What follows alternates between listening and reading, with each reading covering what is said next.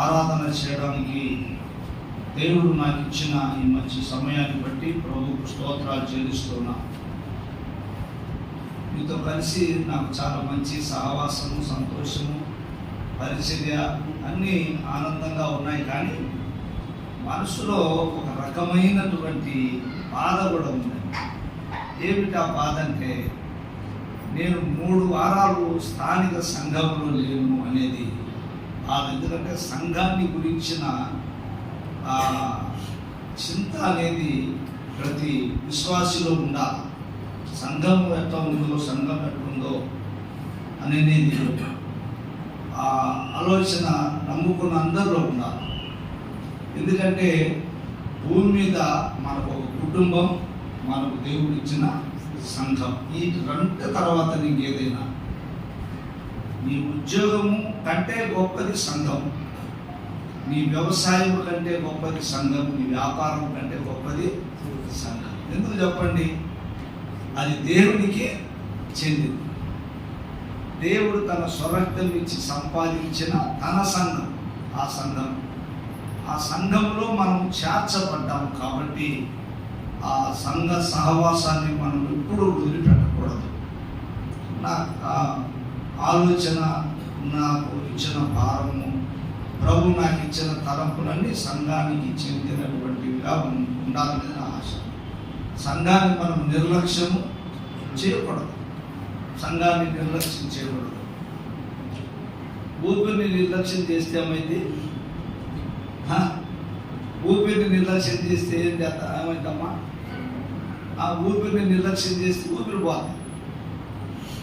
ఊపిరిని నిర్లక్ష్యం చేస్తే ఊపిరి పోతుంది. సంఘాన్ని నిర్లక్ష్యం చేస్తే సహవాసం అంతే. సహవాసం పోతుంది. కానీ సహవాసం పోగొట్టుకుంటే ఎట్లుంటావు తెలుసునా? ఎట్లుంటావు చెప్పండి? మీరు చెప్పండి, ఊహించి చెప్పండి. ప్రాణం లేని శవంతో సమానం. సంఘ సహవాసం లేనివాడు ప్రాణం లేని శవంతో సమానం.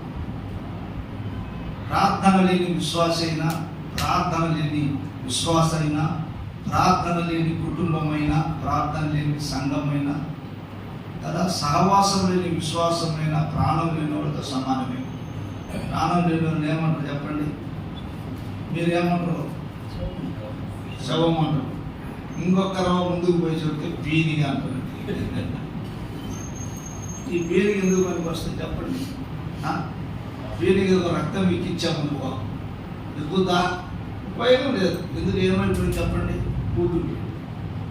ఇక దాన్ని మనము జాకీలేసి లేపినా కూడా చేత కానే కాదు. అందుకని ఉద్యోగ కూటాలు పెడుతుంటే నేనంటున్నారు, ఉద్యోగ కూటాలు కాదురా, ముందు జీవం ఉండాలి. ఉద్యోగం లేకుండా జీవము లేకుండా ఉద్యోగం ఉంటే ఏం ప్రయోజనం చెప్పండి? ఉద్యోగం అంటే కదా, ఎన్ని చెప్పుకుంటా పోతే టైం అయిపోతుంది. కాబట్టి సంఘాన్ని మనం నిర్లక్ష్యం చేయకూడదు. నాకు ఇక్కడికి వచ్చిన తర్వాత కూడా చాలామంది ఫోన్లు చేసి అన్న రావాలన్నా వచ్చే వారం అనుకుంటే ఇప్పటికే తలపుడు ఇదైపోయింది బాబు, నేను రాను. నేను రానంటే ఒక ఆయన మే నెలనన్నా రమ్మన్నాను. నేను చెప్పాను మే నెల ఆఖరి వారం అయితే నేను వస్తాను, ఆఖరి వారమే వస్తాను. ఇక సంఘాలు విడిచిపెట్టి తిరగకూడదు. విశ్వాసి తిరగకూడదు, పెద్దలు తిరగకూడదు, సేవకుడు తిరగకూడదు. నేను మాట చెప్తాను, మీరు తర్వాత ధ్యానం చేయండి. ఇది నాకు చాలా కొంచెం దుఃఖం వచ్చే మాట. దేవుడు కాకిని పిలిచి కాకి నోట్లో రొట్టె పెట్టి, కాకి నోట్లో మాంసం పెట్టి, కాకోలంలో అంటే 2 కదా, ఆ 2 కాకులు పిలిచి ఈ కాకి నోట్లో, మనమేమో కాకి నోట్లో దీపం పెడితే అని పాట పడతాం. కాకి నోట్లో దీపం కాదు, రొట్టె పెట్టాడు. తర్వాత ఏం చెప్పాడు? పెట్టాడమ్మా మాంసం పెట్టి ఏలే దగ్గరికి తీసుకుపోయి ఇచ్చాడు. నేను ప్రశ్న అడుగుతున్నాను, దేవుడు కాకికి ఆ బాధ్యతను అప్పగించాడనంటే కాకిని నమ్మాడు.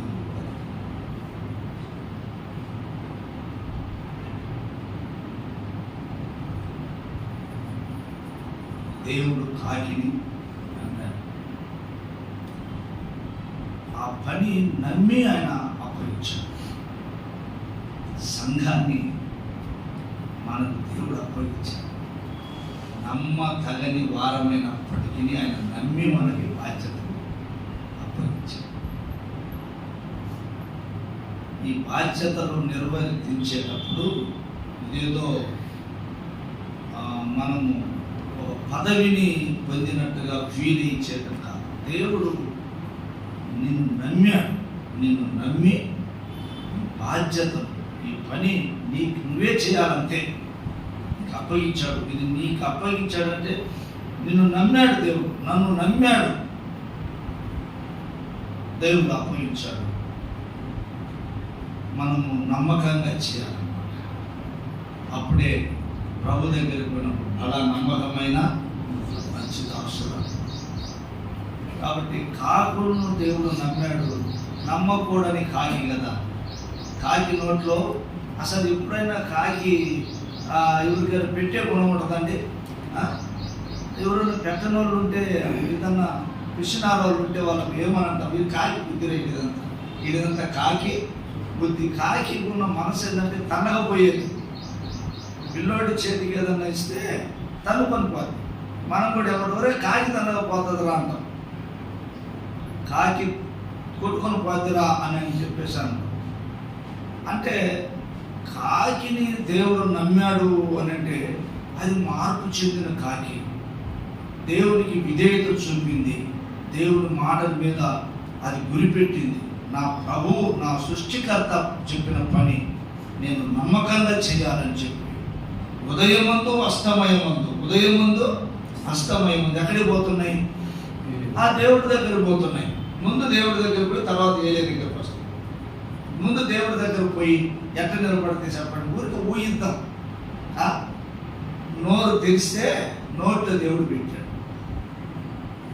నోట్లో దేవుడు పెడితే అసలు ఈ రెండు కాకులు చెరుక కొమ్మ మీద కూర్చొని కమ్మగా తినొచ్చుగా తింటది. అమ్మో, ఇది నా ప్రభువు అప్పగించింది, అలాంటికే నేను పోవాలి అంటే ఇలా చెప్పడానికి ఇష్టపడుతుంది. ఎంత నమ్మకంగా పనిచేసంటే ఆ నోటికాడి కూడు, ఆ నోటిలో ఉన్న కూడు నాలుకతో కూడా రుచి చూడకుండా నమ్మకంగా అప్పగించినంటే కాకి ద్వారా దేవుడు మనకిచ్చే పాఠం ఏంటి? సంఘాన్ని ఇచ్చిపెట్టి కాకులు తిరిగినట్టు తిరగమని కాదు. కాకిని చూసి నేర్చుకో. ఈనాడు చాలా మందికి ఉదయం నుంచి నిన్న కూడా చెప్పాడు దేవుని దాసుడు విజయ్ కుమార్, కొందరు మానుకునుచున్నట్టుగానే నెత్తి నోరు కొట్టుకున్నట్టుగా చెప్పాల్సి వస్తుంది. జాగ్రత్త, ఇలా జాగ్రత్త పడదాం. మారు మనసు పొందిన ఆ కాకి ఎంత నమ్మకంగా జీవించిందో, మారు మనసు పొందిన మనమే చేయాలమ్మా. ఎట్ట పడితే అట్ట, ఎప్పుడు పడితే అప్పుడు. అసలు సంఘానికి రావటం ఏంది? ఎప్పుడు పడితే అప్పుడు వస్తారండి. మీ దగ్గర కొంచెం పర్వాలేదులే, నేనేమి ఏలెత్తి చూపించడానికి రాలేదు, కానీ కొంత పర్వాలేదు. దేవుని దైవం బట్టి సమయాన్ని పాటిస్తూనే ఉన్నాం. కొన్ని స్థలాల్లో నిదానంగా ఎక్కడికో పోయినట్టు కదా. ఆ మున్సిపాలిటీ ఎద్దుల సామెత అన్నమాట. మున్సిపాలిటీ ఎద్దుల సామెత కుప్పగా నిలబడుతుంది కదా. మున్సిపాలిటీ ఎద్దులు ఇంత ముందుండి ఇప్పుడు అన్ని వాహనాలు వచ్చినాయి. కానీ అప్పుడు మున్సిపాలిటీ వాళ్ళు ఏం చేశారంటే ఎద్దుల బండి ఇచ్చారు. ఆ ఎద్దుల బండికి ఊరు చెప్పనక్కర్లా, ఏడ కుప్ప ఉంటే నిలబడుతుంది. అక్కడ కుప్ప కనపడిందంటే అక్కడ నిలబడుతుంది. ఈనాడు కూడా విశ్వాసులు అక్కడే మున్సిపాలిటీ ఎద్దుల్లాగా కుప్ప కాడ వస్తా మార్కెట్కి పోతారు. వస్తా ఆ చేపలు కనపడితే నిలబడతారు. ఒక వస్తా ఏదైనా కొత్తది కనపడితే నిలబడతారు. నువ్వు పోయేది ఆరాధనకు కదండి. టైంకి పోయేవాడు ఎవడైనా మధ్యలో ఏదైనా శుభ్రం కనపడి మాట్లాడినప్పుడు ఏమో రావు, టైం అయిపోయింది బ్రదర్ పాప అని చెప్పి వెళ్ళిపోతాం. ఆరాధనకు వచ్చే వాళ్ళు ఎవరైనా మధ్యవర్తులు ఏదైనా కనపడితే ఏం చేస్తాం అంటే ఆడే ఆగుతాం. అంటే నువ్వు చుట్టానికి ప్రాధాన్యత ఇచ్చావా, ప్రభువుకి ప్రాధాన్యత ఇచ్చావా, అది అర్థం కాదు.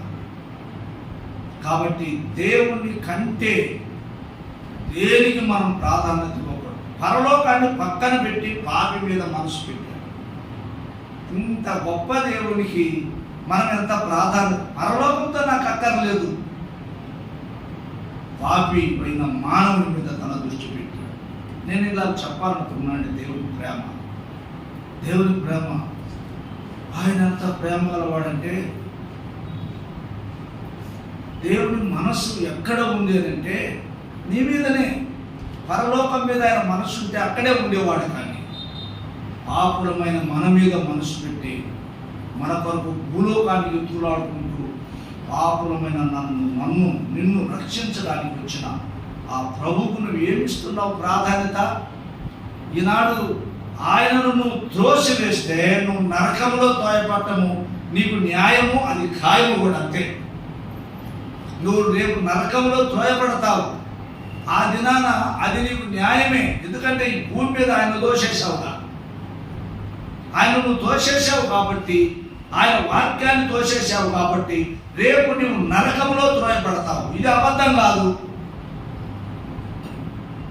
ఇది వాస్తవము. బైబిల్ వాస్తవమే చెబుతుంది, ఇది వాస్తవము. ఈరోజు నువ్వు దేవుని వాక్యాన్ని తోసేసి దేవుని సువార్తను తోసేస్తే రేపు నువ్వు నరకంలో తోయబడతావు. అది నీకు న్యాయమా కాదా? న్యాయమే. ఎందుకు? నువ్వు తోసేసావు.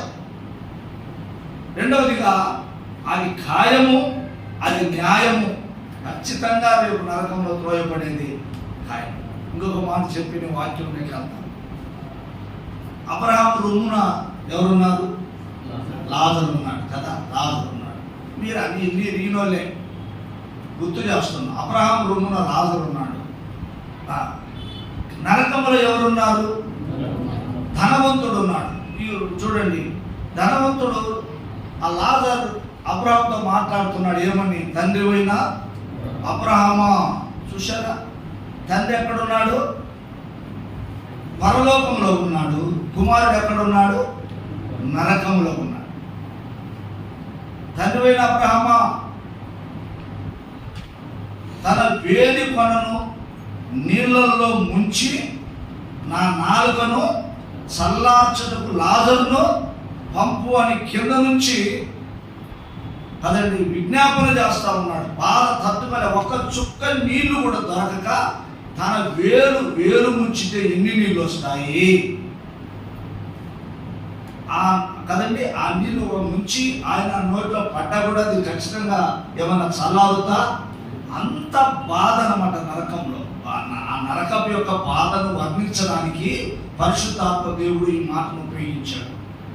అయితే తండ్రి అయిన అబ్రహామా, నా నాలుకను చల్లార్చడానికి లాజరును పంపు అని అంటే వీళ్ళు అక్కడికి, అక్కడి వాళ్ళు ఇక్కడికి రావడానికి వీళ్ళు. ఒకసారి ఆ పట్టాన్ని ఊహించండి. నేను అడుగుతున్నా, నీ కడుపును పుట్టిన కుమారుడు పరలోకంలో ఉండి నీ తండ్రి నరకంలో ఉంటే అలా ఆలోచన చేయండి. తండ్రి అయిన అబ్రహామా, ఈ అగ్ని జ్వాలల్లో నేను యాతన పడుతున్నాను, నా నాలుకను చల్లార్చుటకు నా కుమారుని పంపు అంటే ఆ బాధ వర్ణించండి ఒకసారి. నేను కదా ఎంత వేదనగా అనుభవిస్తున్నాను. భూమి మీద ఉన్నప్పుడు నేను కన్యాను, పెంచాను, సాకాను, సంతరించాను. వాడు పరలోకంలో ఉన్నాడు, నేను నరకంలో ఉన్నాను. నాయన పంపంటే రావడానికి వీలుందా? ఆ బాధ ఎంత ఉంటుందో. కాబట్టి ప్రియమైన వాళ్ళగా ప్రతి ఒక్కరూ విశ్వసించిన అందరూ సువార్తను ప్రకటించడానికి సవాళ్ళు తీసుకోండి. ఊరుకోబాకండి, మౌనంగా ఉండటానికి వీలు. ఏదో ఒక రూపంలో సువార్త ప్రకటించాలి. అందరూ ప్రకటించాలి, అనుదినము ప్రకటించాలి. అంతటా ఈ 3 మాటలు గుర్తుపెట్టుకోండి. సువార్త ప్రకటించడం తప్ప ఇంకో పని లేదు మనకు. మీకు ఉద్యోగం ఉంటే ఉద్యోగంలో కూడా సువార్త ప్రకటించాలి. ఏదో ఒక సందర్భంలో నేను ఒకసారి మోటార్ బైక్ తీసుకొని పోతా ఉన్నాను. ఒక పెద్ద ఎమ్మెల్యే తమ్ముడు, ఆయన అప్పుడు ఎమ్మెల్యేగా పోటీ చేసిన ఆయన తమ్ముడు పోతా ఉంటే ఒక ఆయన కాబట్టి సహోదరుడు లాంటి ఆయన నేను అక్కడ బ్యాంక్ దగ్గర దించాను అన్నాడు. ఆ బ్యాంక్ దగ్గర ఎక్కాడు, ఇంటి దగ్గర కొంచెం ఆ రోడ్డు మీద దించాను అన్నాడు. నేను ఎక్కించుకున్నాను. దేవా నాకు ఒక ఆత్మనికి ఇచ్చావు అని యాక్సిడెంట్ కొంచెం డౌన్ చేసుకొని చిన్నగా ఏమేమో అన్నట్టు సువార్త చెప్పుకుంటా నిదానంగా చెప్పుకుంటా ఉంటే నా బండి మీద ఎక్కినందుకు సువార్త వినండి. నా బండి మీద ఎక్కినందుకు అతను సువార్త విన్నాడు. విన్న తర్వాత వాళ్ళ పోయే రోడ్డు వచ్చింది. ఆ రోడ్డు దగ్గర సార్ ఇక్కడ దించండి అన్నాడు. ఎక్కడండి పోయినందుకు? అదో అక్కడ సార్ అంటే నేను అటు తిప్పాను. వదిలే సార్ వదిలే, పర్వాలేదులేండి అన్నాడు. వద్దులే సార్ ఎందుకు అంత బాగా? లేదయ్యా యేసు ప్రభు చెప్పాడు, ఒక మైలు దూరం కాబట్టి 2 మైళ్ళు పొమ్మన్నాడు. ఎంత మంచి మాటలు సార్. ఆ ఇంటికి పోయిన తర్వాత 2 సార్లు నీళ్లు తాగుతాడు. ఇంటికి వెళ్ళిపోయాడు. ఇంటికి పిలిచాడు, భార్యని పిలిచాడు, నీళ్ళు ఇప్పించాడు. మరలా 2 మాటలు సువార్త చెప్పి ప్రార్థన చేసి వచ్చేసాడు. చూడండి, సులభంగా ప్రయాసతో మనం సువార్త ప్రకటించాలి. సువార్తకు అనేకమైన ఛానల్స్ ఉన్నాయి. మనం ఏంటంటే ఒక జీబు కావాలా, మైలు పెట్టుకోవాలా, గట్టిగా పాటలు పాడాలా, వాళ్ళు వచ్చి గొడవ చేయాలా? ఎందుకు ఇదంతా పద్ధతి? ఛానల్స్ ఎన్నో ఉన్నాయి మనం కదండి. సువార్తకు ఎన్నో విధాలుగా ఉన్నాయి. ఎవడో అనామకుడు దారి తప్పాడు అనుకోండి, యాక్సిడెంట్ జరిగింది, ఎవరొస్తులో ఒక బాటలు రక్తం ఇవ్వండి, ఒక బాటలు రక్తం ఇచ్చి అతన్ని గుర్తు పెట్టుకోండి. అబ్బో బాబు అప్పుడు యాక్సిడెంట్ అయింది నీకే కదా? నాకే సార్, నాకే అన్నా అంటాడు. చాలా ఇబ్బంది అయ్యా, దేవుడు సమయానికి నేను వచ్చాను. ఆ రోజు నాకు ఎందుకో యేసు ప్రభువు చెప్పాడు బాటలు రక్తం ఇవ్వమని, ఇచ్చేసాను. ఎంత చూడండి, దాన్ని ఉపయోగించుకొని మనం సువార్త. కాబట్టి మారు మనసు పొందకుండా ఎవరైనా ఉంటే త్వరగా రక్షణ తీర్మానం చేసుకోండి. మారు మనసు పొందిన వారు తప్పకుండా రక్షణ సువార్తను ప్రకటించాలి. నేను ఇంకొక ప్రశ్న అడుగుతున్నాను, నువ్వు ఎందుకు బతుకుతున్నావు? ప్రభువును నమ్ముకున్నా మనం బతుకుతున్నామనంటే ప్రభు కోసమే, ఆయన పని చేయకండి. మారు మనసు లేని వారు ఇంకా బతుకుతున్నారంటే నువ్వు రక్షించబడటానికే దేవుడు నిన్ను బతికిస్తున్నాడు. నువ్వు మారు మనసు పొందకుండా చనిపోతే నరకానికి పోతావు. నువ్వు నరకానికి వెళ్ళడం ఇష్టం లేక దేవుడు బతికిస్తా ఉన్నాడు. 90 సంవత్సరాలు బతికాడన్న మా నాయన అంటే ఏమని అర్థము? ఇంకా నువ్వు రక్షించబడిన అవకాశం దేవుడు నీకు ఇచ్చాడు. నమ్ముకున్న తర్వాత కూడా నీవు ఇంకా 90 సంవత్సరాలు బతికావనంటే నీ ద్వారా జరగాల్సిన పని ఇంకా ఉంది. నీవు చేయాల్సిన పని అయిపోయిందనుకో, ప్రభు నిన్ను ఉంచడు. నీకు అక్కర్లేదు, విషయాన్ని తీసుకుంటురా నాయన పరలోకంలో అంటాడు. కాబట్టి స్నేహితులారా, ఈ పద్ధతిని మనం అవలంబించాలని నేను ప్రేమతో మనవి చేస్తున్నాను. లూకాసు వార్త 15వ అధ్యాయంలో అన్న ఎంత 1 గంట ముగించాలా? 10 minutes అండి. ఎంత 1:15 రైట్, మంచిది. చూడండి, లూకాసు వార్త 15వ అధ్యాయము 25 వచ్చిన. అప్పుడు అతని పెద్ద కుమారుడు పొలంలో ఉండెను. వాడు పొలము నుండి వచ్చుచు ఇంటి దగ్గర రాగా వాద్యములు నాట్యములు జరుగుతున్నవి. దాసుల్లో ఒకరిని పిలిచి ఇవి ఏమిటని అడగగా, ఆ దాసుడు అతనితో, నీ తమ్ముడు వచ్చి ఉన్నాడు, అతడు తన యొద్దకు సురక్షితముగా ఉంచినందున నీ తండ్రి క్రొవ్విన దూడను వధించనను. అయితే అతడు కోపపడి లోపలికి వెళ్ళమనకపోయెను. కనుక అతని తండ్రి వెలుపలికి వచ్చి లోపలికి రమ్మని బతిమాలాడు. దేవుడు ఈ వాక్యం ద్వారా మనతో మాట్లాడతాడు. తండ్రికి స్తోత్రాలు. చదవబడిన ఈ లేఖనం నుంచి మాతో మాట్లాడమని మీ సన్నిధిలో ప్రార్థిస్తున్నాను. ఆరాధన అంతటిలో దేవాన్ని కనికరము గల సహాయం ఇచ్చి నడిపించినందుకు స్తోత్రములు చెల్లించాను. వాక్యమైన యేసు ప్రభు నామం పేరట వేడుకుంటున్నాము తండ్రి, ఆమేన్.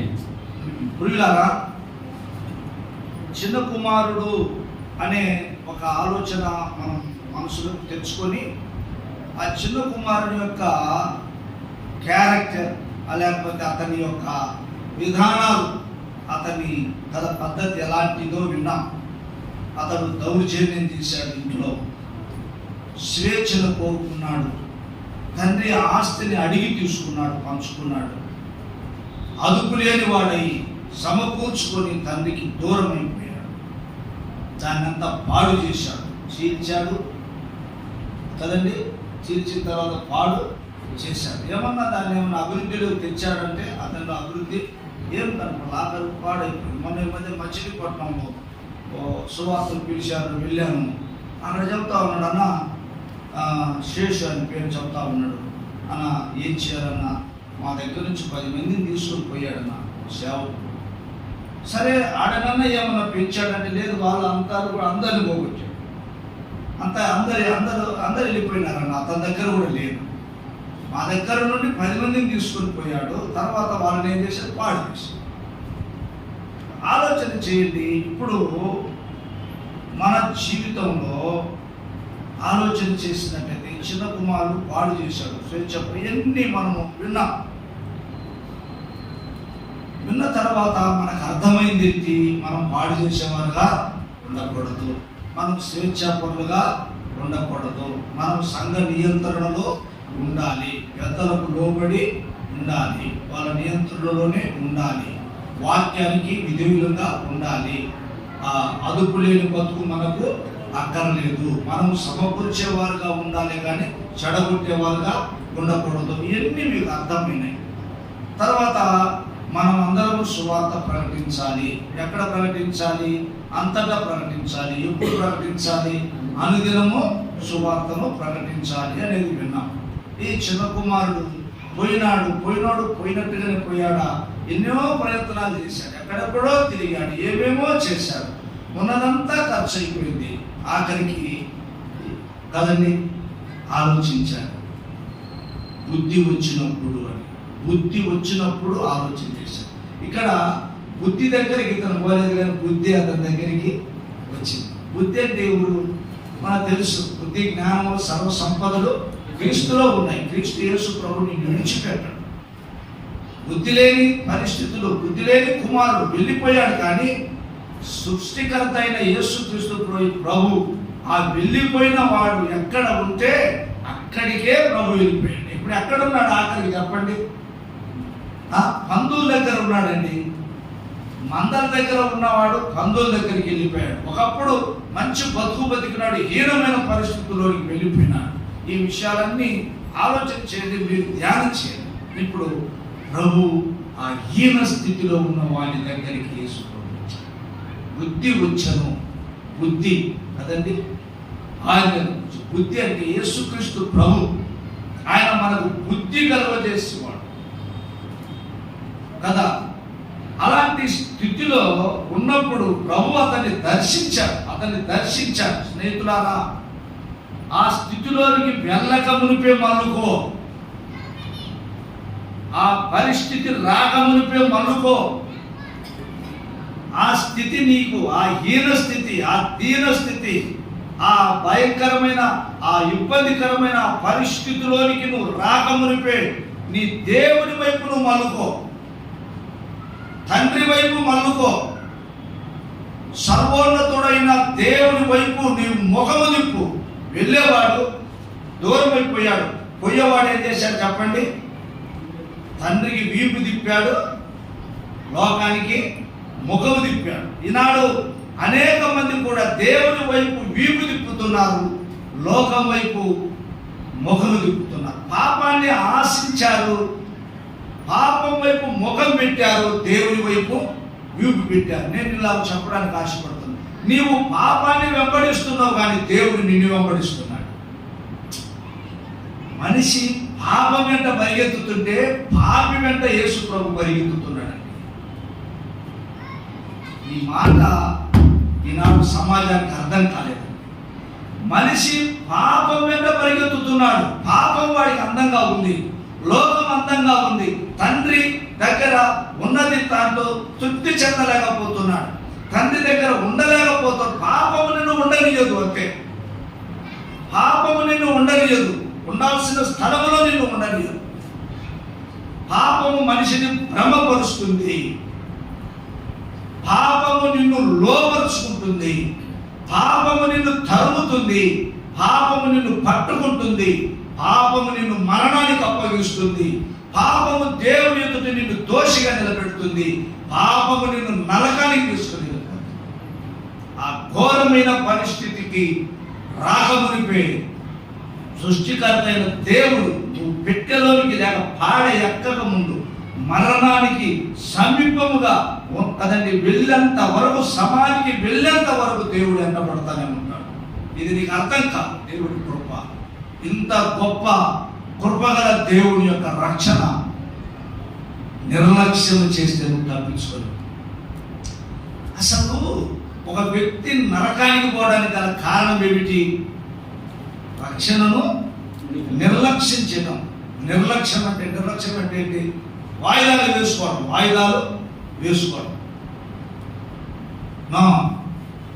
ఒక మాట, రక్షించబడటం అనేది అర్జెంట్ అంటారా, ఇంపార్టెంట్ అంటారా? నాకు ఇంగ్లీష్ తెలియదు, నేను చిన్న చదువుకున్నా. వినండి, రక్షించబడటము ఇంపార్టెంటా, అర్జెంటా? ఎవరన్నారు అన్నమాట? Very good, urgent. పెళ్లి చేయటము ఇంపార్టెంటా, అర్జెంటా? అది ఇంపార్టెంట్, అంతే.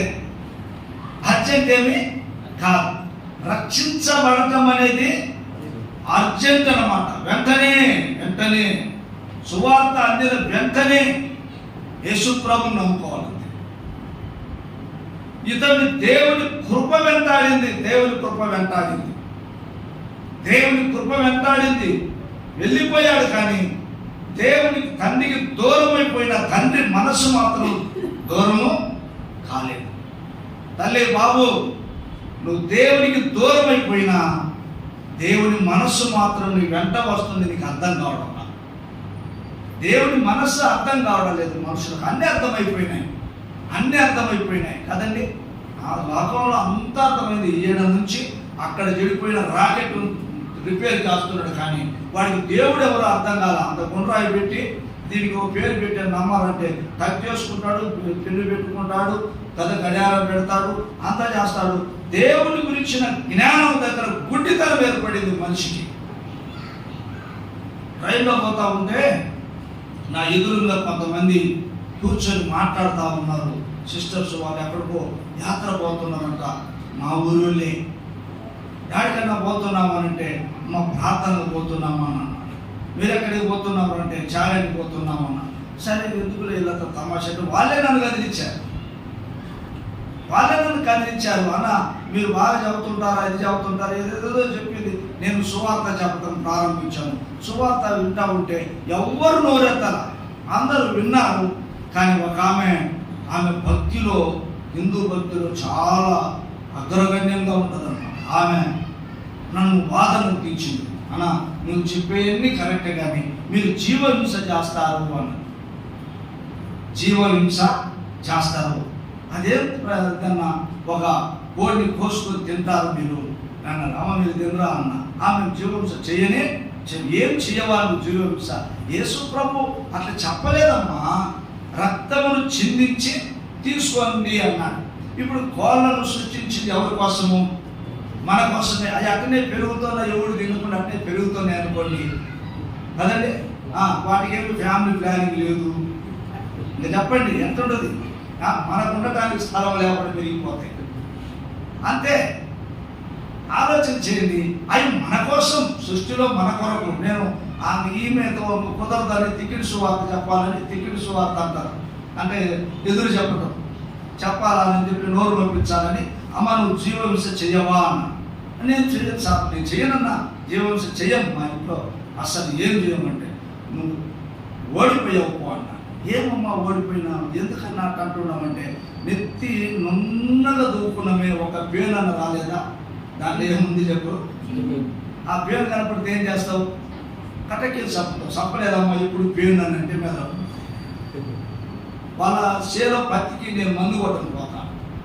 పత్తికి నన్ను మందు కొట్టడానికి పిలిచావు, ఎందుకు వచ్చావు? పత్తి పురుగులు చంపడానికి. అయితే దాంట్లో ప్రాణం ఉంది కదా. ఇవన్నీ చెప్పుకుంటూ వచ్చాను. ఆఖరికి ఇవన్నీ కాదమ్మా, నిన్ను పుట్టించినోడు నీ కోసం ప్రాణం పెట్టాడు, అది నమ్ముకో. పేరును చెప్పకూడదు, కుక్కను కొట్టకూడదు కదా, ఇవన్నీ కాదు. గొర్రెలు దండాలు పెట్టాలా, ఇవన్నీ ఉత్తరి చెట్టును నరికావు, మంచం చేపించుకున్నావు, అదే చెట్టుకు దండం పెట్టి దేవుడు అంటున్నావు. ఏంటిది? ఒక చెట్టుకు మేపు కొట్టారు, గాజులు కట్టారు, దానికి ఒక లంగా కట్టారు, పైన బొట్లు పెట్టారు, దేవుడు అంటున్నాడు. ఏంటిది? ఎంత మోసం చెప్పండి కదండి. చెట్టుకు లంగా కట్టాలన్నా దానికి ఏమైనా సిగ్గుందా? బట్టలు ఎవరికండి కట్టాల్సింది? చెట్లకు రాలక ఏమైనా దానికి సిగ్గుందా? దేవుని వాక్యం ఏం చెబుతుంది? నీ దిశములను కప్పుటకు వస్త్రము అన్నాడు. నీకు వస్త్రం, చెట్టు కాదు. ఎంత అమాయకత్వం, ఎంత మూర్ఖత్వం, ఎంత అజ్ఞానం. దేవుడు చెత్త నిన్ను అన్నది, నిన్ను పుట్టించింది, సృష్టిని పుట్టించింది. బుర్రగలిగి ఆలోచన చేయాలి. స్నేహితులారా, దేవుడు అర్థం కాకపోతే నీ జీవితం వ్యర్థం, అంతే. నీ బ్రతుకంతా శూన్యమే. సర్వోన్నతుడైన యేసుక్రీస్తు ప్రభు నిన్ను పుట్టించాడు, నిన్ను పోషిస్తున్నాడు, నిన్ను రక్షించేవాడు ఆయనే. నీ వెంటబడ్డది యేసు ప్రభు. వాడు ఎక్కడో అందులో తిరిగిపోయాడు, అయితే దేవుని మనస్సు వాడి మీద ఉంది. నువ్వు పాపంలో జీవిస్తూ ఉంటే పరిశుద్ధుడైన యేసుక్రీస్తు ప్రభు నిన్ను చూస్తున్నాడు. నువ్వు ఏ స్థితిలో ఉన్నా, ఏ పాపంలో ఉన్నా, ఏ అక్రమంలో ఉన్నా, ఏ అవిధేయతలో ఉన్నా, ఎలాంటి దుర్మార్గపు స్థితిలో ఉన్నా, నిన్ను దేవుడు చూస్తూనే ఉన్నాడు, నీ పాపాన్ని రాస్తూనే ఉన్నాడు. ఇర్మియా గ్రంథం 17వ అధ్యాయం 2వ వచనం చూడండి. ఇర్మియా గ్రంథం 17వ అధ్యాయం 2వ వచనం. తొందరగా టైం దాటిపోయిందంటే నాది కాదు, లెక్క మీదే. చూడండి 17వ అధ్యాయం 2వ వచనం. ఒక మాట చూడండి. ఇర్మియా గ్రంథం 17. యూదా పాపము ఇనప గంటముతో రాయబడి ఉన్నది. జాగ్రత్త. యూదా పాపము. నీ పేరు పెట్టుకో. యూదా అనే దగ్గర నీ పేరు పెట్టుకో. పేతురు అయితే పేతురు పాపము, బాలయేసు పాపము కదండి. ప్రతి మానవుని యొక్క పాపము దేవుడు రాశాడు. ఉపాధ్యాయ గ్రంథము 1వ అధ్యాయము 6వ వచనములో చూస్తే దేవుని వాక్యంలో ఉన్న మాట, నేను నిన్ను చూడగా నువ్వు బొత్తిగా చెడిపోయావు. నేను నిన్ను చూడగా అంటే దేవుడు ఏం చేస్తున్నాడు చూడండి, చూస్తున్నాడు. దేవుడు అంటే చూసేవాడు. టైం అయిపోయింది కాబట్టి ఊరికే నేను రెఫరెన్స్ చదువుతాను. నిర్గమకాండం 3వ అధ్యాయం 7వ వచనం కదండి. నేను చూచి తిని అన్నాడు. అమ్మ తల్లి వినండి, దేవుడు అంటున్నాడు నేను చూచి తిని. ఎట్లా చూశాడు? 139వ కీర్తన మొదటి 2 వచనాలు చదివితే, యెహోవా నీవు నన్ను పరిశీలించి. చూశారా? దేవుడు మనల్ని పరిశీలన చేసి చూస్తున్నాడు. పరిశీలన చేసి అంగడిలోకి బట్టలు కొనడానికి పోతే మనం ఏం చేస్తాం చెప్పండి? పరిశీలన చేస్తాం. ఇది కుదరదు అదేమంటాం, అది మనం ఇది కుదరదు అదేమంటాం, ఇది కుదరదు. ఆమె చేసే అమ్మాయి విసుగు చెందుతా ఉంటుంది. మొత్తం వేసి ఎందుకంటే 4 పోయారు కదా, ఒక చీర కొట్టడానికి 4 పోతారు. 4 కళ్ళు 4 రకాలు ఉంటాయి కదా. 8 కళ్ళు, ఆ కళ్ళేమో 2 కళ్ళే. అన్ని వేసి అన్ని చూసి పరిశీలన చేసి ఇంకా ఏమన్నా ఉంటే ఏంటంటే నా కట్టుకున్న గుడ్డలు తప్ప ఇంకేమి లేవన్నదంట పాప. ఇంకేమి లేవమ్మా, అన్నీ వేసేసాం, ఇంకేమున్నాయన్న. అట్లా పరిశీలన కొరకు అన్ని చేస్తాం. చూసారా? పరిశీలన చేస్తాం. అయితే యేసుక్రీస్తు ప్రభు మనల్ని చూస్తూ ఉన్నాడు కదండి. మనల్ని చూస్తున్నాడు. ఎట్లా చూస్తున్నాడు? పరిశీలన చేసి. నీ హృదయంలో ఏమున్నదో ఆయన తెలుసు. నా హృదయంలో ఏముందో నీకు తెలుసా? మనిషికి మనిషి తెలుసు కానీ మనసు మాత్రం తెలియదు. మనిషి తెలుసు కానీ మనసు తెలియదమ్మా. తెలుసా? మీరు చెప్పండి. ఇది అర్థం కాక చిలక దోషం చేపించుకుంటే వాడికేం తెలుసు? హస్త సాముద్రం దగ్గరికి కదా, వాడేదో చేకూరు తెలుసుకొని ఆ డొక్కలో కూర్చొని ఉంటాడు రోడ్డు పక్కన కదండి. జాతకాలు చెప్పడానికి రోడ్డు పక్కన కూర్చుంటే వీడు ట్రక్ చేసుకుంటాడు, మోటార్ బైక్ వేసుకుంటుంటాడు, పెద్ద ఇంజనీరు. ఆ సీన్ చూసి వాడి దగ్గర వాడి జాతకం బాగలేక రోడ్డు పక్కన కూర్చోంటే నీ జాతకం ఏమని చెప్తాడు? నీ అంతరంగం ఎరిగిన వాడు దేవుడు యేసు ప్రభు. మనల్ని పరిశీలన చేసేవాడు, మనల్ని చూస్తున్నాడు, మనల్ని పరిశీలన చేస్తున్నాడు. పరిశీలన చేయటం కాదు, ఆయన మనల్ని ఏదైతే చూశాడో దాన్ని రాస్తున్నాడు. తల్లి బాబు, దేవుడు మనల్ని చూస్తున్నాడు, నమ్మిన నిన్ను చూస్తున్నాడు, మారు మనసు పొందని వారు మనుషులు అందరినీ చూస్తున్నాడు. అందుకే యోహాను సువార్త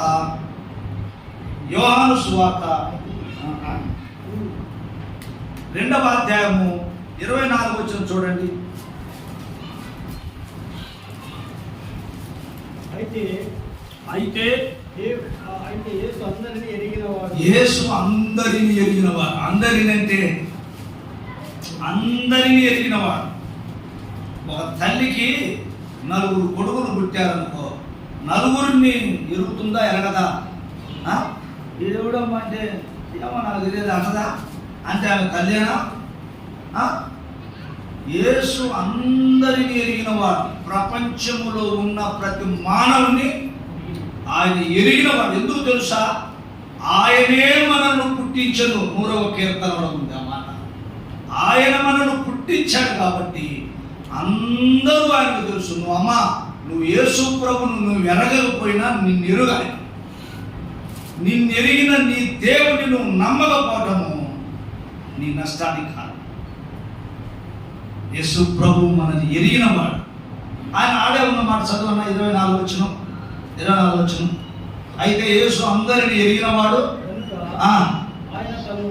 వారి వశం చేసుకున్నాడు లేదా? ఆయన మనుషుని యొక్క ఆంతర్యం ఎరిగినవాడు. ఏమెరిగాడక్క? మనుషుని యొక్క ఆంతర్యం. నీ అంతరంగములో నువ్వు ఏమి దాచుకున్నావో ఆయన ఎరుగు. నువ్వు కూర్చున్నది తెలుసు. 139వ కీర్తనలో చెప్పాడు, నేను కూర్చుండుట నీకు తెలుసు, నా తలంపులు తెలుసు, మాట నా నోటికి రాకమునిపే అది నీకు తెలుసు, నా నడక నీకు తెలుసు, నా పడక నీకు తెలుసు. అన్ని తెలిసిన దేవుడిని నువ్వు తెలుసుకోకపోతే ఇక నీ ఇష్టం పో. ఇంత గొప్ప దేవుణ్ణి ఎరిగి ఉండటం ఎంత భాగ్యం. తెలుసుకోకపోవటం నీ నష్టం అంతే. అది నీ దరిద్రం అన్నది. నిన్నెరిగిన దేవుడు. స్నేహితులారా, యేసుక్రీస్తు ప్రభు ఆయన మనస్సు నిన్ను వెంబడిస్తుంది. నిన్ను వెంబడిస్తా ఉంది. నీ నీడని ఎనిగిట్టు వస్తుంది రాదా? అంతే కదండి. ఎలీషాతో గెహాజీతో ఎలీషా అన్నాడు, నీవు ఆ రథమును కలుసుకోవడానికి నువ్వు పరిగెత్తి వెళ్ళినప్పుడు నా మనస్సు నీతో రాలేదు. తల్లి బాబు, యేసు ప్రభు మనస్సు నీది. నువ్వు ఇంకా మారు మనసు పొందలేదు, రక్షించబడదు. నీ మనస్సు పాపం మీద ఉంటే ఆయన మనస్సు పాపిపోయిన నీ మీద ఉంది. చిన్నపిల్లలు జాగ్రత్తగా వినాలి. ఇంకా నువ్వు మారు మనసు పొందకపోతే మారు మనసు. వీడు నమ్మినట్టుగానే తండ్రి ఇంటిలోనే ఉన్నాడు, కానీ తండ్రికి దూరం అయిపోయాడు. తండ్రి మనస్సు మాత్రము అతన్ని వెంబడించింది. బుద్ధి వచ్చింది, తిరిగి వచ్చాడు. బుద్ధి వచ్చింది, తండ్రి గురించి ఆలోచించాడు, తిరిగి వచ్చాడు. నేను తొందరగా ముగిస్తాను. తండ్రి ఇంటికి వచ్చాడు. ఎక్కడికి వచ్చాడు చెప్పండి? తండ్రి ఇంటికే వచ్చాడు. ఇర్మియా గ్రంథం అంటాడు, గుర్తు చేస్తున్నా, నువ్వు రాను ఉద్దేశించిన ఎడల నా యొద్దకే రా. నువ్వు అటు ఇటు తిరుగుట మాని నువ్వు నా యొద్దకే రా. నా యొద్దకు వస్తే నా యొద్దకు వచ్చు వారిని నేను ఎంత మాత్రము. ఎంత ప్రేమ గల దేవుడు. చెడిపోయినాడా? ఆస్తి అంతా దుర్మార్గంగా పాడు చేశావు, పతనం చేశావు, నా ఇంటికి అవమానం తెచ్చావు, చెడిపోయినాడు, పోరా అని చెప్పేసి ఈ భూలోకంలో ఉన్న తండ్రులు అంటారు. కానీ ఆ పరలోకపు తండ్రి ఎంత పాపినైనా కదండి క్షమించడం సిద్ధమైన మనసు. తండ్రి దగ్గరికి వచ్చాడు.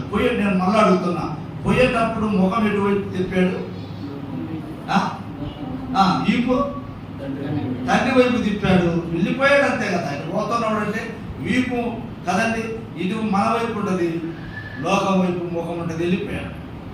నేను అనుకుంటా తండ్రి కన్నీళ్లతో వాడు పోతా ఉంటే అక్కడనే చూస్తూ ఉన్నాడు. కానీ తండ్రి మనస్సు మాత్రము కుమారుడి మీద.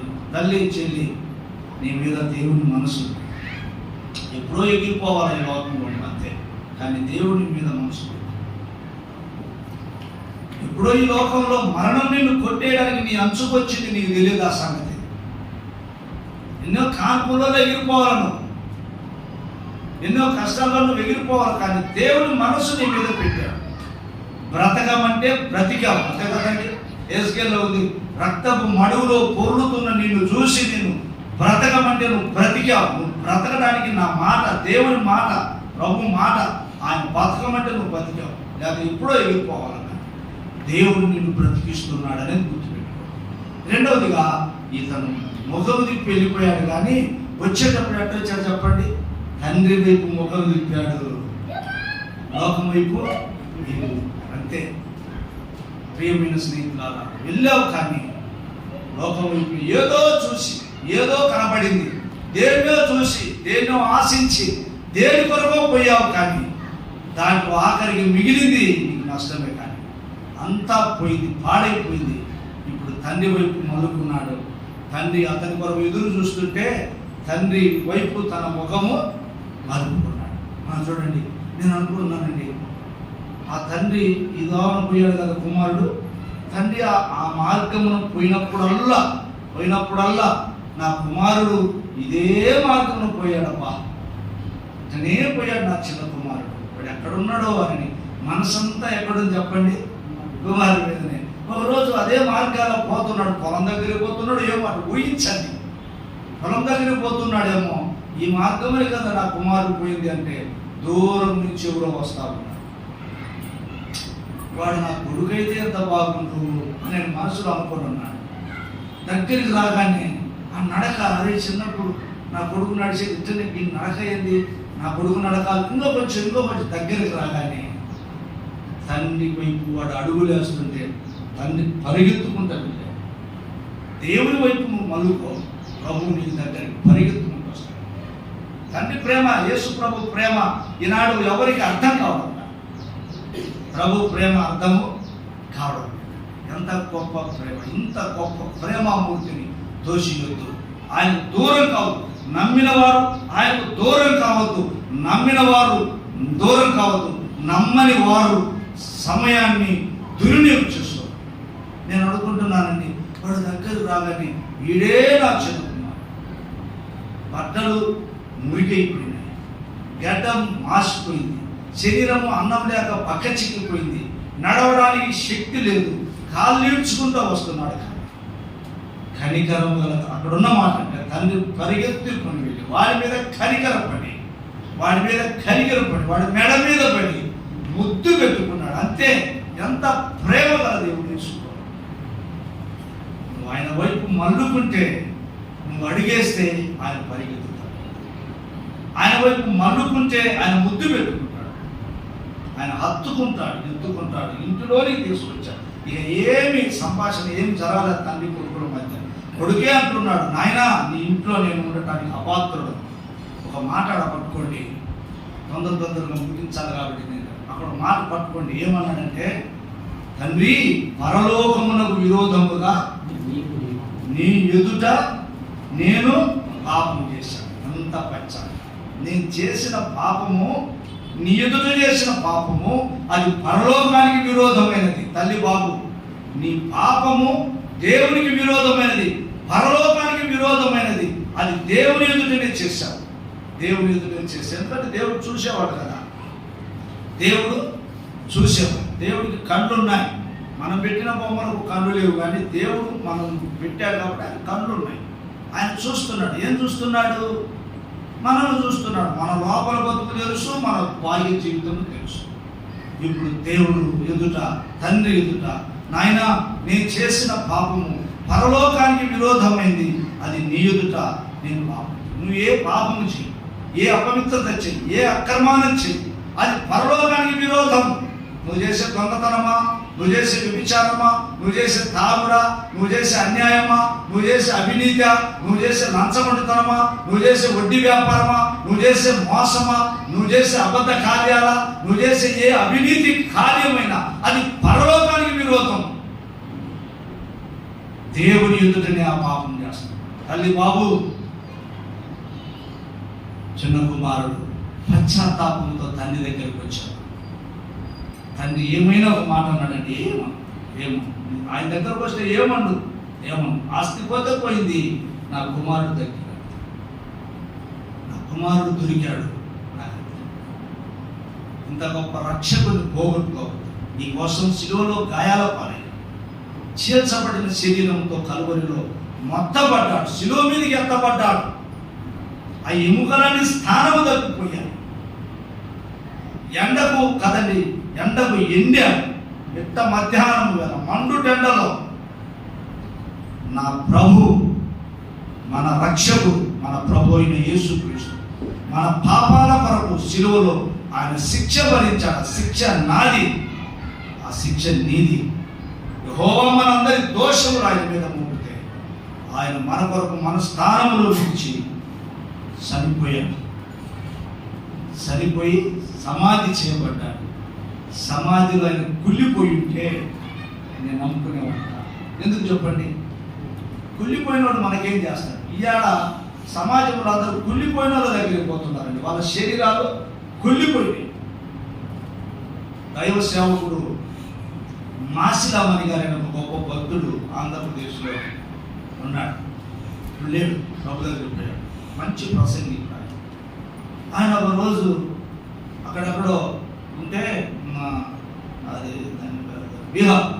బీహార్లో ఒక రోజు ఉంటే ఆయన ఇంటి దగ్గర నిలబడుకొని ఉంటే చాలామంది గుంపుగా సంబరాలు చేసుకుంటూ పోతా ఉన్నారంట. సంబరాలు చేసుకుంటూ పోతా ఉంటే వాళ్ళల్లో ఒక ఆయన అడిగాడు, ఏంటి సంబరాలు చేసుకుంటూ పోతున్నారు అని అంటే, బుద్ధుని ఎముక దొరికింది.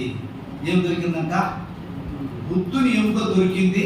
ఆ ఎముకను ఊరేగించుకుంటూ గుళ్ళు కట్టియాలని తీసుకుపోతున్నాము అంట.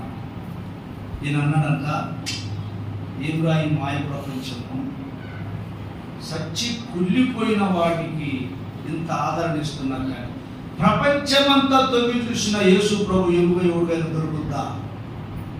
ప్రపంచమంతా తొంగి చూసిన యేసు ప్రభు ఎముక దొరకదు. కారణం ఏమిటి?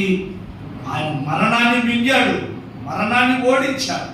సజీవుడు నా ప్రభు, మన ప్రభు సజీవుడు. సజీవుడైన వాడిని పక్కన పెట్టి సత్యంలోని పట్టుకుంటుంది నాడులో.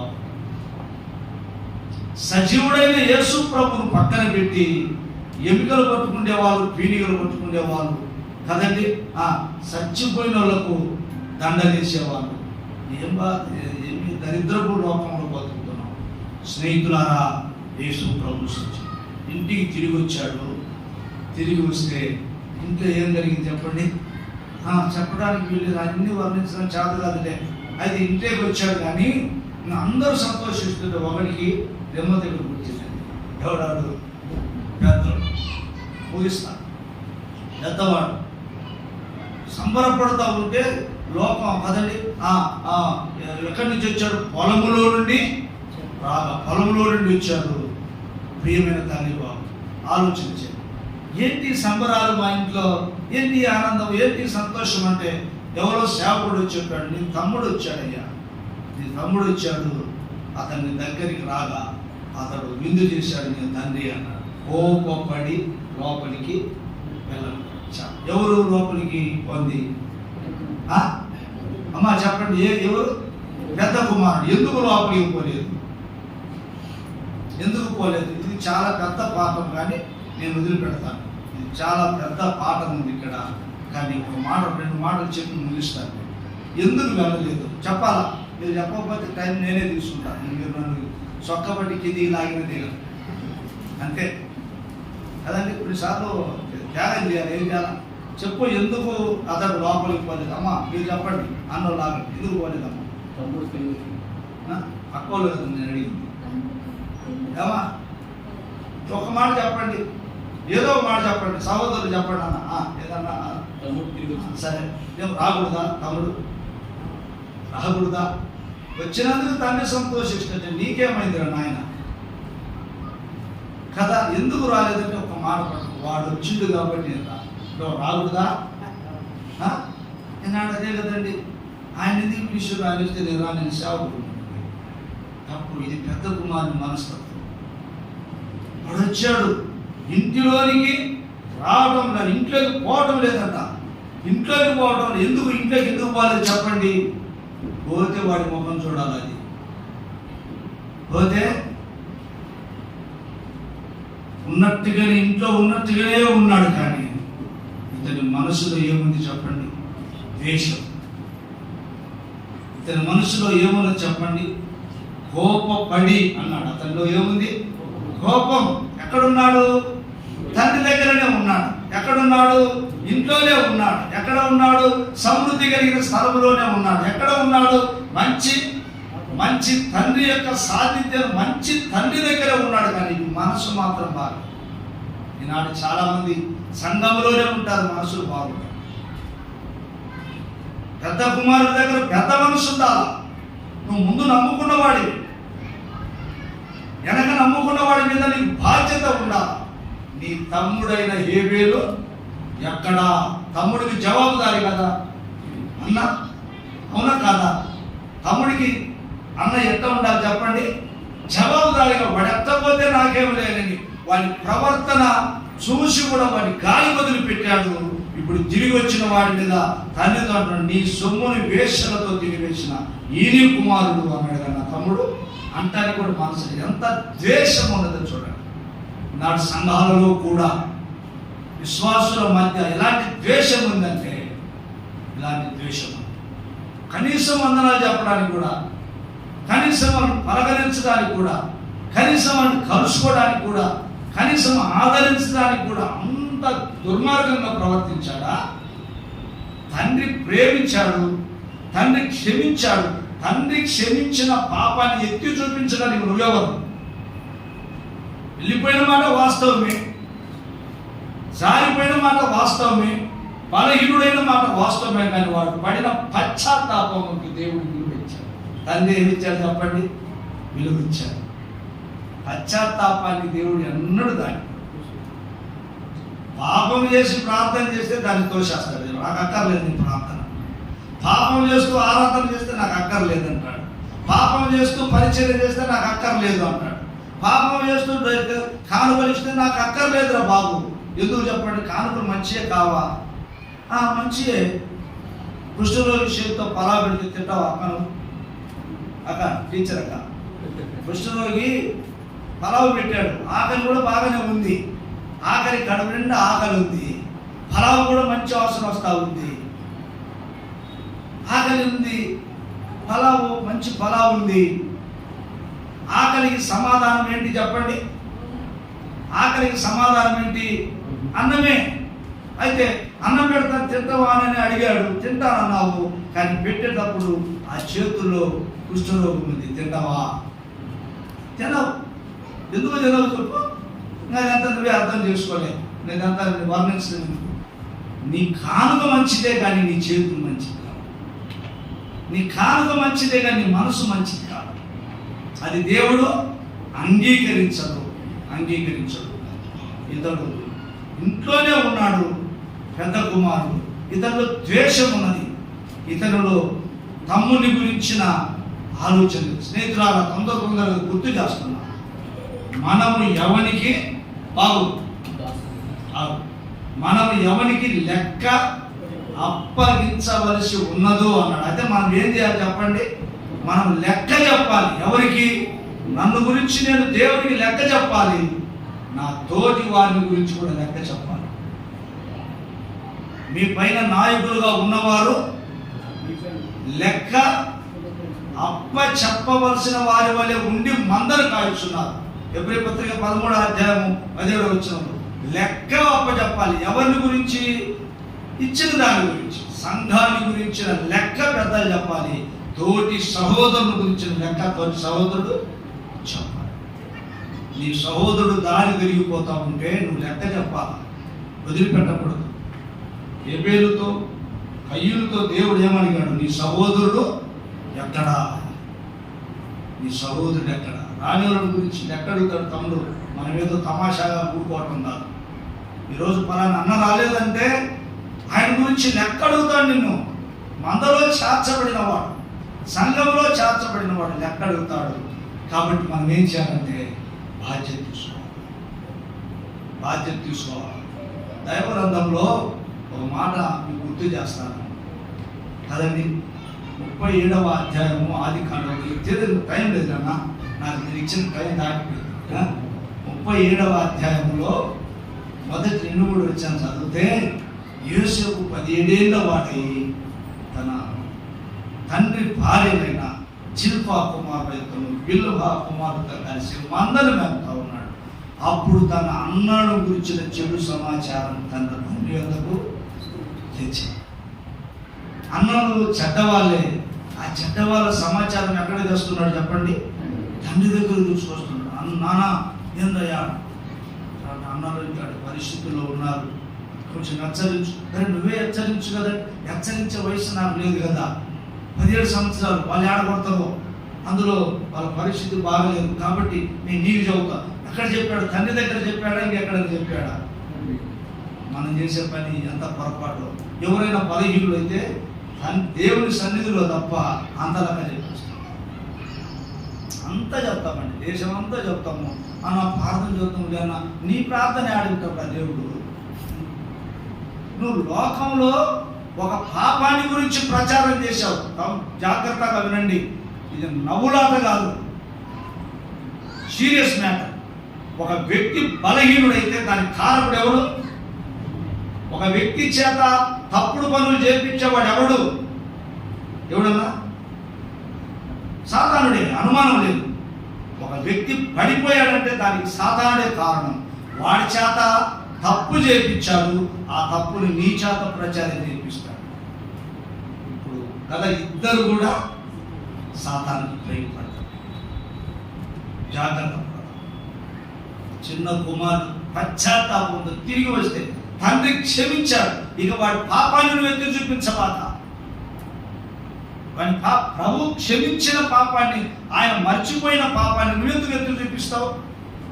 నా ఆయన అన్నాడు, నేను వారి దోషముల విషయమై దయగలిగి అన్నాడు, ఆయన జ్ఞాపకం చేసుకొని అన్నాడు. నువ్వెందుకు జ్ఞాపకం చేస్తావు? ఆయన మర్చిపోయాడు, ఆయన క్షమించాడు, వదిలిపెట్టాడు, ఇంట్లో తెలుసుకున్నాడు, ఆదరించాడు, ఇక అన్ని చేశాడు. ఇతడు అంటున్నాడు రాబలికి రాడు, దోషం, ఈ కోపం, క్రోధం అంతే. లోపలికి రానల్లకపోయాను. లోపలేమో చిన్న కుమారుడు ఉన్నాడు, బయట పెద్ద కుమారుడు ఉన్నాడు. లోపలికి వచ్చిన వాడి గురించి సంతోషపడుతున్నాడు. అప్పుడు దాకా ఇక్కడే ఉన్నవాడు ఇప్పుడు మళ్ళా బాధకు కారకుడయ్యాడు. ఎంత బాధకరం! ఈ సంగతులు మీరు లోతుగా ఆలోచించేయండి. నేను అడుగుతున్నా, ఇప్పుడు చిన్న కుమారుడు మీరు లోపల పెట్టి పెద్ద కుమారుడు కోసం తండ్రి ఏం చేశాడు? వెలుపలికి వచ్చి అని ఉందన్నమాట. వెలుపలికి వచ్చి అమ్మా ఏం చేశాడు? తండ్రిని బయటికి తెచ్చి, ఇలా చెప్పడానికి తండ్రిని బయటికి తెచ్చినప్పుడు ఇంట్లోనే ఉన్నాడు కానీ తండ్రిని బయటికి తెచ్చినప్పుడు ఆ తండ్రి బయటికి వచ్చాడు. ఇక్కడ కూడా కొంచెం లోతైన పాఠం ఉంది, కానీ ఆలోచన మీరే చేయండి. తండ్రి బయటికి వచ్చాడు ఎవరి గుండా? బాగా ఉన్నాను అనుకొని బాగలేనుడు. నేను మందిరంలోనే ఉన్నాను, బాగున్నాను అనుకుంటూ బాగులేని బతుకులు మన జీవితాల్లో ఉన్నాయి. బాగుపడదాం, సరిచేసుకుందాం. తండ్రిని బయటికి తెచ్చాడు. మిమ్మును బట్టి నా నామము దూషించబడు. తండ్రిని బయటికి తెస్తున్నాం. మేము బాగానే ఎన్నడూ బయటకు వచ్చిన వాళ్ళం కాదన్నా, వీడిని బయటికి వచ్చాం మా సంసారం అంటారు కదా చాలామంది తల్లిదండ్రులు. తండ్రిని బయటికి తెచ్చిన కుమారుడు ఎవరు? తండ్రి దగ్గర ఉన్నవాడే. రాత్రి వేళ తండ్రిని సంతోషపెట్టిన వాడు ఒకడు, ఇక్కడే ఉండి తండ్రిని బాధ పెట్టిన వాడు మరి వెళ్ళి నష్టపరిచిన వాడు అప్పుడు, కానీ పశ్చాత్తాపంతో తిరిగి వచ్చాడు, తండ్రిని సంతోషపెట్టాడు, తండ్రి ఆనందపడ్డాడు, ఇంటిలోనికి చేర్చుకున్నాడు. అతని ద్వారా తండ్రికి ఏం కలిగింది? చెడిపోయిన వాడు బాగుపడిస్తే తండ్రి సంతోషించాడు, నీకేం బాధ? ఇలాంటి పెద్ద కుమారుల మనస్తత్వం మనం ఉంటాం. కాబట్టి సరి చూసుకుందాం, సరి చేసుకుందాం. మనలో ద్వేషం ఉందా? సోదరుల మీద తీసేసుకుందాం. కోపం ఉందా? సోదరుల మీద తీసేసుకుందాం. ప్రియమైన వారా, పరమ తండ్రి మీద గౌరవాన్ని పెంచుకుందాం. నా సహోదరుడు తప్పిపోయి తిరిగాడు, వెళ్ళిపోయాడు, 8 సంవత్సరాలైందన్న సంఘానికి దూరం, మెడ మీద పడి ముద్దు పెట్టు, హత్తుకో. నువ్వు సహవాసానికి రావడం ఎంత సంతోషం. ప్రేమించండి, గౌరవించండి, సేద తీర్చండి, ఆదరించండి, ధైర్యపరచండి, బలపరచండి. ప్రభు పరిచయలు ముందుకు నడిపించాలి. అంతేకాని అతను వచ్చినందుకు మేము బాధపడాల్సిన అర్థం. దైవ ప్రభువానికి స్తోత్రాలు. నీ నామ మహిమ కొరకు మీరు మాకు ఇచ్చిన ఈ తలంపులన్నిటి కొరకై స్తుతిస్తున్నాం. ఈ మంచి మనస్సాక్షి కలిగి మేము బ్రతుకున్నట్టుగా దయచూపించండి. ఇప్పుడున్న సంఘాన్ని దీవించండి, ఆత్మ సంబంధమైన లేఖనాలతో పోషించి బలపరిచి ముందుకు నడిపించండి. ఈ రాకడ కొరకు సిద్ధం చేయండి. యేసు ప్రభు నామం పేరుట స్తుతించి ప్రార్థన చేస్తున్నాం పరమ తండ్రి. ఆమేన్. 10 నిమిషాలు ఎక్కువ తీసుకున్నా క్షమించండి. ప్రేమతో నన్ను ఆహ్వానించి మీతో సహవాసం చేసి వాక్యాన్ని పంచుకోవడానికి అనుభవం లేని నన్ను మీరు ఆహ్వానించినందుకు స్థానిక సంఘానికి పెద్దలకు వందనాలు. నాకు పరిచయం చేసిన శివమ్మకు, పిల్లలకు, గంగిరెడ్డి గారికి, గోవిందరెడ్డి గారికి ప్రత్యేకంగా నా హృదయపూర్వకమైన వందనాలు తెలియపరుస్తున్నాను. నా కొరకు, నా కుటుంబం కొరకు, పరిచయం కొరకు ప్రార్థన చేయండి.